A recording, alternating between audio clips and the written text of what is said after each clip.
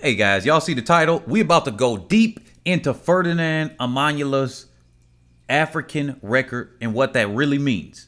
Yeah, we went a little bit on the previous video, but we're going to go even deeper and deeper and deeper on this. So smash that like button.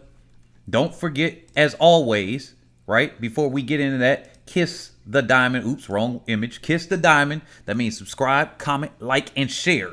Most importantly, share with others. All right? So, look. At the surface, it's like, okay, he's running at altitudes, running his time and everything like that, right? But this means a lot more, especially with a nation as good as Kenya is, with the population size, with the economy that they have over there that's at least growing, right? And especially they're using Bitcoin as their backing, right? They're using Bitcoin as the reserve currency. Now, that's going to be some fluctuation right there. But you know what? Before I get into that content, we're going to be covering other guys on here too, like Lamont Jacobs. Remember, we had a poll. Ferdinand won out. Jacobs was second. All right. We're going to have Johan Blake in there as well. Tyson Gay, Usain Bolt. We're going to be covering that. But we're going to focus on the athletes that are currently competing at the top level now. So we got Donovan Brazier up there. And then we got Hansel Parchment. So stay tuned. Subscribe. We're going to be covering a lot of the men here coming soon.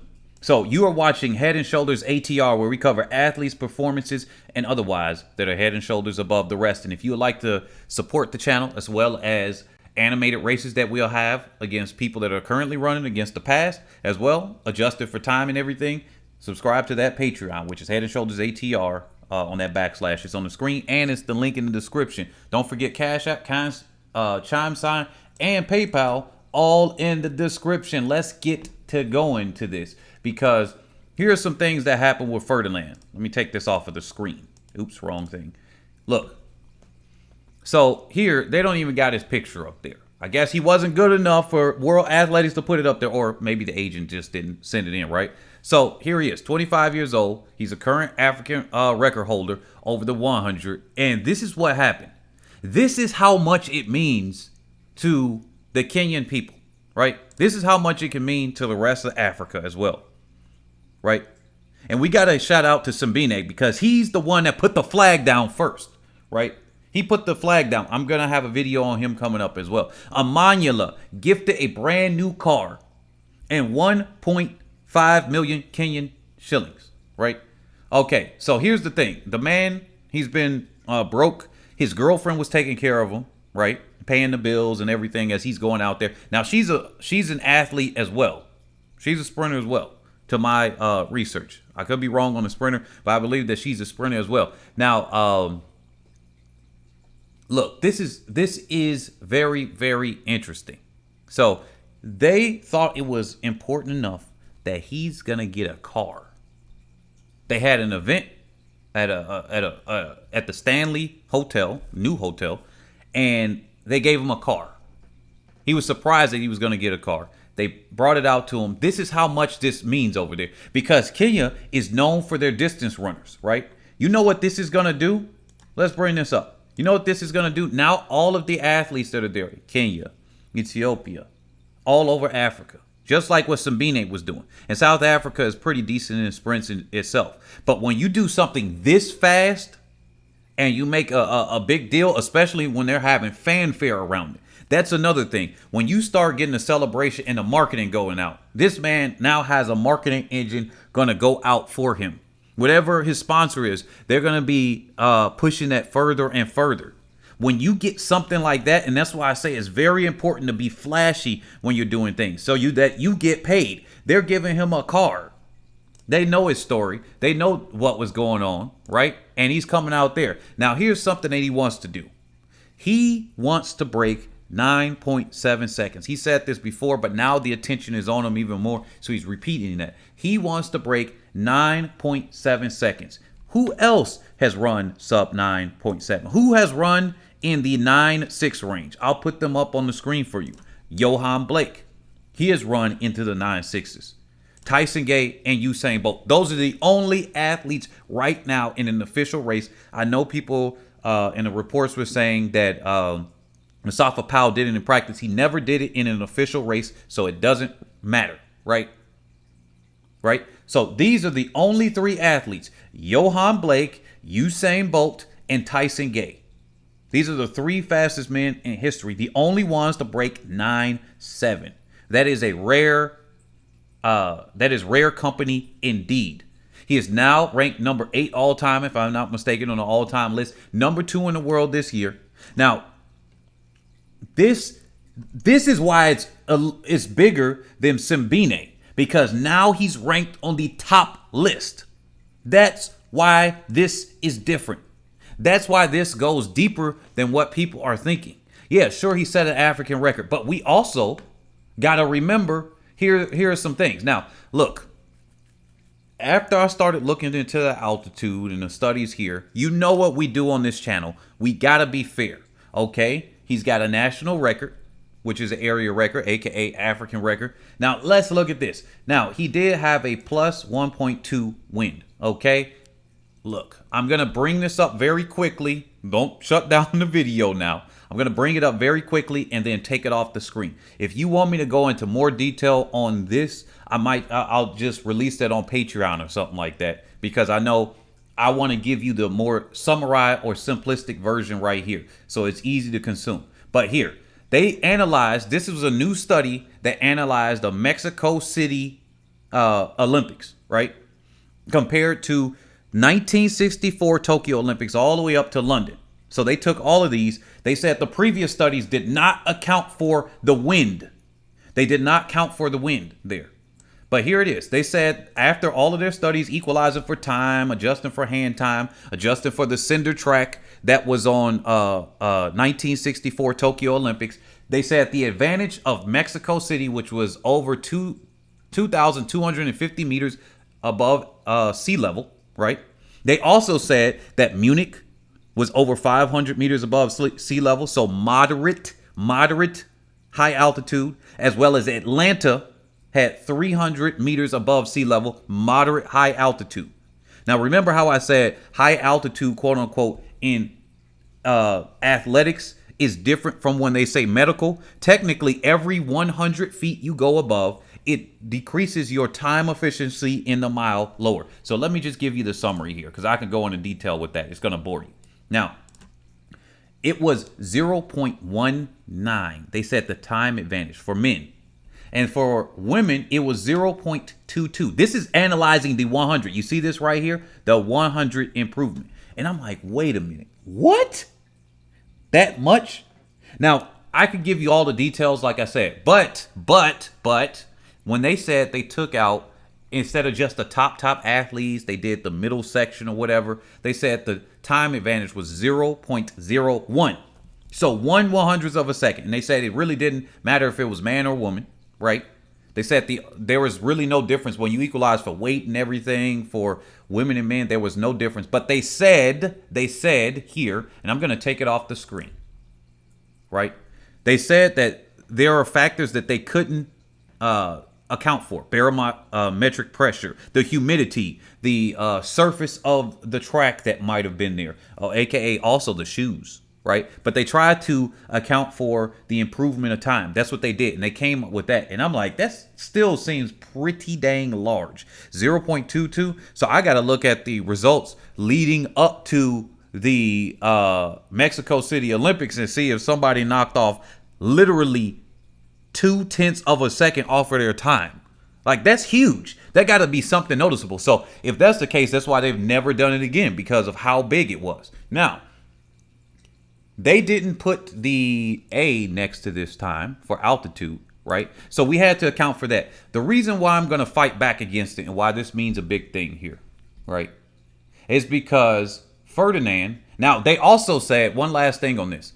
They said, yeah, sure, you get an advantage because there's less drag on your body and everything. They said they could not compensate. They did not know about the surface area of the athletes from different times in different eras. They don't know about the surface area, and that could be a huge confounding factor here. So that means the size of the person's body. They can't factor in that because they don't know all of that data. That could be a big issue as well, right?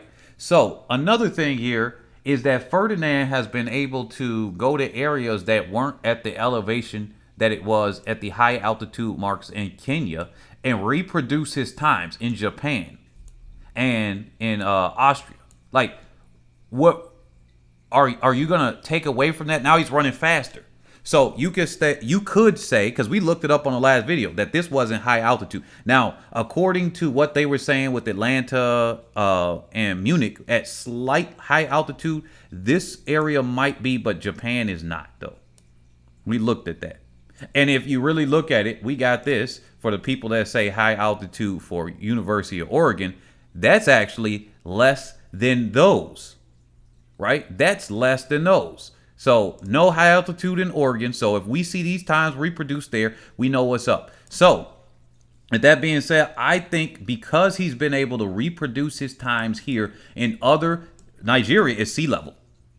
This specific area in Nigeria is sea level. He's been able to run 10 low, 10 flat before that. Now, here's another issue. So I got to say that I look at this 977 as a legitimate thing. And they also calculated that a 2.0 wind tail reading accounts for a tenth of a second improvement on men and 0.12 on women. So he did not have a 2.0 tailwind. But that's what I've been looking at in the studies that I've seen and the calculations. So in this case, what else is going on with Ferdinand? What does this inspire? This is going to show you to the world that the Kenyan people are somebody to be watching out for now. They've been making their rounds in the 400 hurdles. That's about as far low as they've gone. 4x4, occasionally getting a medal here and there at major competitions. But now, when you get somebody at the 100, now what he's got to do is be able to get his timing correct. That's what he has to do. Because we've seen that at the non-high altitude location here, he can break 10 seconds. He can run 10 flat here at Tokyo against the headwind, right? He's going against the head, slightly against the headwind, right? So, in this case, I say that this time is more legitimate. Let's say that he runs a 9.8 low. He's already done 9.8 right here. You say, okay, he's got that, whatever. Look, no matter what you want to say against it, he's now ranked in the top 10 list of all time in the 100. He's going after that. He said he even wants to go after Usain Bolt's record. Now, I don't know about that. Here's the negative thing against him. He's 25 years old, but here's the negative. We got to talk about this. We got to talk about this. He was banned on a doping ban in 2017. This is why when you look at his progression right here in his results, he has the world relays here, right? He has the world relays, but then there's nothing on his open races until 2019. Now you're gonna look at this and wait a minute. So he's been banned for a doping ban, but look. He was taking, what did he say? A painkiller. Here it is right here. I got a link to you. Let's zoom in on this. It's not really helping us on the zoom here now, is it? Probably ads. The painkiller. Now he said, quote, I am reading what he said. He said, quote, I felt I was a victim of circumstance. It was a painkiller, and then it turned out it had a steroid in it. And that experience is what shaped me to be the person I am today. He continues, it gave me resilience, made me stronger, because it is a challenge no athlete will want to go through. And it is a lesson that you shouldn't just take anything, and you shouldn't just trust anyone in athletics. Here's the key point. You should not trust anyone in athletics, right? They ain't in your coaching staff or something like that, and they say, hey, here you go. I already explained on a previous video about coaches just passing out stuff to the athletes. Athletes don't know any better, right? Look. He said, and here he is, continues. He said, it's been hard, but for me, let us put the past in the past. We forgive and forget and move on. I'm the guy who lives in the moment. It has been a tough journey since starting off in 2016. Injuries, then the ban, but all that is now in the past. We are creating the future. So he said, look, that's his words there. We got to bring it up because I'm a fact-based channel. If I am aware of it, I'm going to put it in a video. If I'm not aware, that is just because I was not aware, and I'll put it in a future video. But here, he's been banned. Now, what he says is he did not know it had a steroid in it. At this point, hey, look, I assume they're clean until they get banned. All right? That's what we're going to do. Now, I think that this should be celebrated, just like what they said. What do you guys think? Do you guys agree or disagree? Do you think that this is going to inspire the next level of Kenyan children that are going to be coming up? Next level of Ethiopian children, Tanzanians, right? Ghanaians, going over there to Nigeria as well. Do you think that these performances where they're going to say, all right, I'm going to be inspired by this guy that just ran this quickly, right? Do you think that that's going to happen? I think it is. I think that when you see future athletes coming out, that they're going to look at Ferdinand. Where is he at? Ferdinand. And they're going to say, hey, I'm inspired by him. I'm trying to beat him. If he's still competing, they're going to be like, well, I might be inspired by him, but I'm trying to beat him. I'm going to come out there. And yes, he did run at the Olympics. He went by Omyala. A lot of people have been saying, where is he at? They're going to say, I'm inspired by him. I'm going to go out there on that track. I'm going to lace up. I don't have to just be a distance runner. We can be fast as Africans in the sprint events, just like the West, just like the Americans, just like the Jamaicans. We can be fast just like them. Now he has shown, he's put the flag out. At the very least, him and Simbine with their 9.8s would have inspired somebody. If you don't want to count the 9.7, right? If you don't want to count the 9.7, if you're one of the people that doubt it, it doesn't matter if you doubt it. It doesn't matter if I doubt it. It doesn't matter. Because guess what? As long as this marketing comes out like this, as long as the marketing comes out like this, he's getting a car because of what he ran. He's getting uplifted. He's going to be in commercials. He gets a sponsorship that's good. Do you know what that really means? It doesn't mean anything about what we might assume about the high altitude. And that's what I want y'all to know. This means something more than whether he can go after Usain Bolt's world record, right? Usain Bolt quaking in his boots. No, he's not. Quaking in his spikes. No, he's not. About his record potentially going down. It don't matter, because guess what? All that matters is that he ran fast and people see it. Once the bar is out there, you can't take it back. If they do this marketing correctly and this man gets uplifted to new heights, ain't no going back. And you know what? This might inspire a whole brand new generation in multiple countries in Africa where they are doing it. Like I told you, I'm already looking to make sure I do some investments in athletics or something like that in several African nations, right? This is going to help the talent get found, the talent get nurtured, the talent get trained for the men and the women over there. So that's what I want to leave with you guys. Do you agree with that? Do you disagree? Because I think this is opening up the competition to the world. A lot of people will criticize the USA if they don't win, right? But really what you are seeing now is the rest of the world starting to be competitive because they're opening things up, right? They're opening the training. World Athletics is now building new tracks. Every time they have a world championships, they're like, hey, you sponsor us in Doha. You also got to give enough money so that we can build 100+ tracks in all of these federations worldwide. That's what they actually had an agreement, something similar to what I just said.